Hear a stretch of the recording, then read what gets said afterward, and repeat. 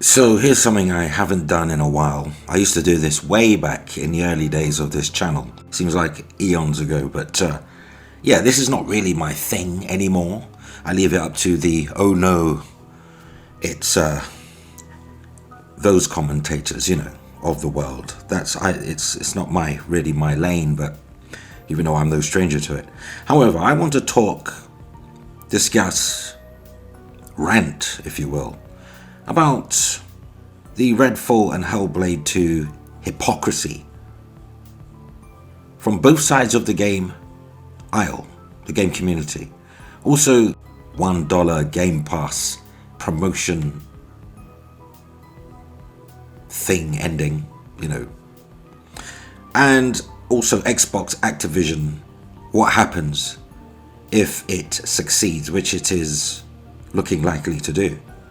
So that may be what we start off with. We'll see how it goes. But yeah, welcome back to Foxy Games UK. I think we need to start with whenever I'm a multi-platform console owner. I have a PS5, couple of PS5s actually. I have a Xbox Series X, and I'll only talk about the current systems, and a Nintendo Switch, as well as last gen systems, what have you. I'm not missing out. Whatever happens in this industry, I am primed and ready and engaged to play whatever it is I wish to play, regardless of platform, exclusivity. So when there is a third-party game that is a multi-platform game releasing on both PlayStation 5 and Xbox Series, we'll say X consoles, it's the nearest platform spec. We won't even talk about Series S, but PS5 and Series X. Whenever I mention a game runs better on the Series X compared to PS5, whether that be for the extended VRR range to help with those dropped frames, or the game just simply better optimized for Xbox Series X, I get a lot of pushback from the community calling me that I'm lying or minimizing what I'm saying by saying, oh, there's slight drops, you're a fanboy. This is my own PlayStation community saying I'm a fanboy whenever I say anything that seems to be, more beneficial to the Xbox side. Doesn't matter if it's the truth. Doesn't matter. If it's more favorable to Xbox, pushback. But I don't get that energy when I tweet PS5 is outperforming Xbox Series X, given that the Xbox Series X is, on paper at least, the more powerful of the two systems. No pushback. In fact, I get agreement. But for Xbox, if I say Xbox performs better than the PS5, the Series X version, pushback. This is blatant hypocrisy. And I am not with you. I'm not in your camp on this. We're not even from the same ilk, because you can't even be honest with yourselves. You are willing to lie to win a pathetic narrative, which I am not prepared to do. I don't have to. When you were a child, you may have often found yourself in trouble for telling lies. But now you're older, you're finding yourself in trouble for telling the truth. People don't want to hear the truth. I think Charlemagne the God from the Breakfast Club said it best. People are not interested in the truth because the lie is more entertaining. Which brings us to Sony, who has now inadvertently put a spotlight on its own business practices after challenging the Xbox Acti deal. Certain US senators are now probing into Sony. I was a bit shocked to learn that apparently, and this is stated by Destin on a video, IGN Destin. I watched one of his videos, and apparently it's been outed that Sony, who partners with third-party publishers, have some kind of contractual agreement that the publisher must pay Sony money if a game is cross-play and gamers choose to play it on a non-PlayStation platform. And to me, this policy is egregious and appalling. As appalling as when Nintendo controlled who got Super Nintendo cartridges when it controlled SNES cart manufacturing. Now, this is the first I've heard of this. Guess why? I haven't heard one PlayStation commentator or individual talking about it. No one spoke about it in the Twitter feed. Apparently this came out way back with the whole Apple lawsuit, Apple and Epic lawsuit. This information about Sony came out. Nobody was highlighting it. It wasn't made a big deal. It was swept under the rug. I wonder why. Had this been Xbox and it was their policy, or a policy like it, PlayStation gamers everywhere would be singing from the cathedral tops all over the world. Even my cat agrees. So at the end of the day, the hypocrisy is unreal, people.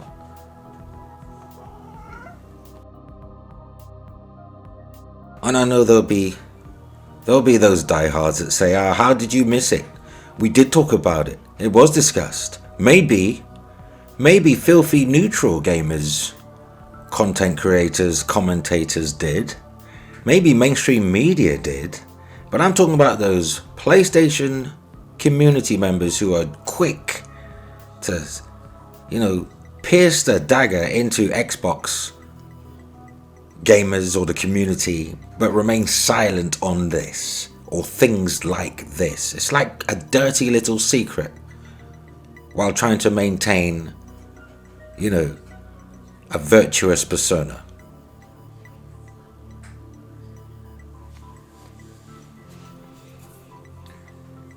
And another thing, there are people crying over the $1 Game Pass promotion coming to an end just because they have to now pay to play games. Let's get this right. They complained about $70 PlayStation games.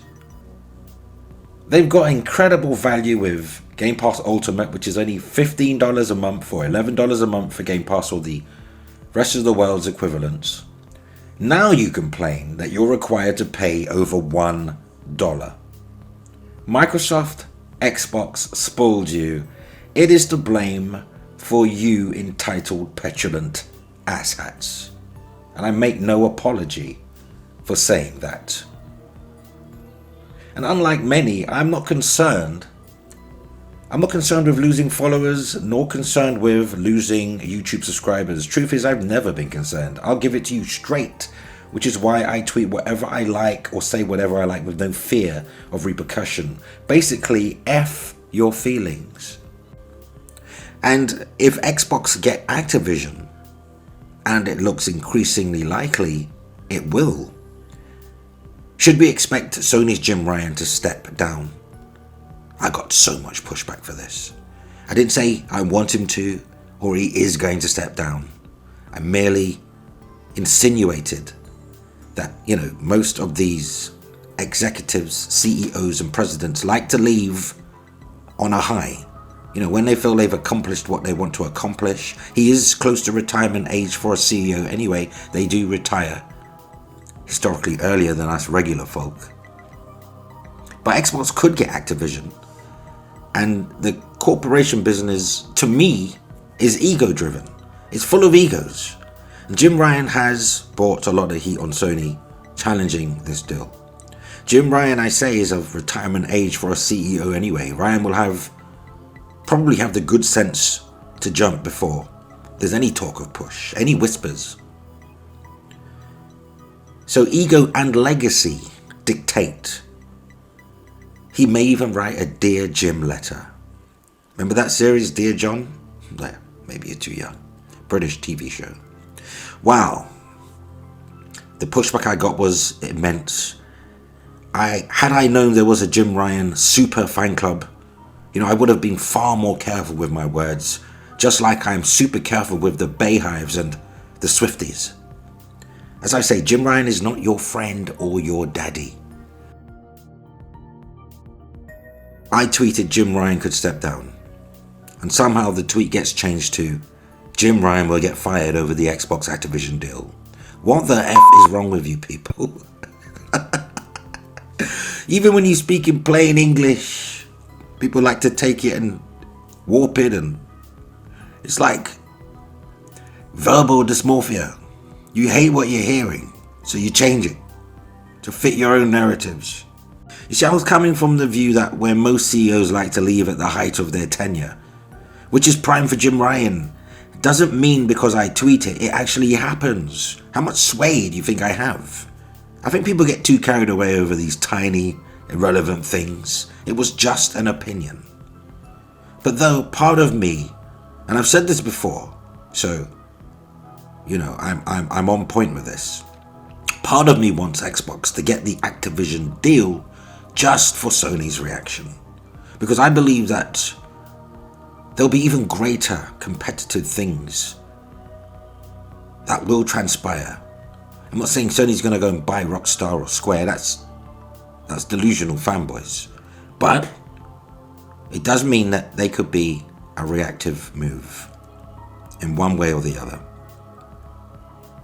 I've even got people coming to my Twitter handle telling me that the reason why I'm getting pushback is because I need to stop tweeting left and right.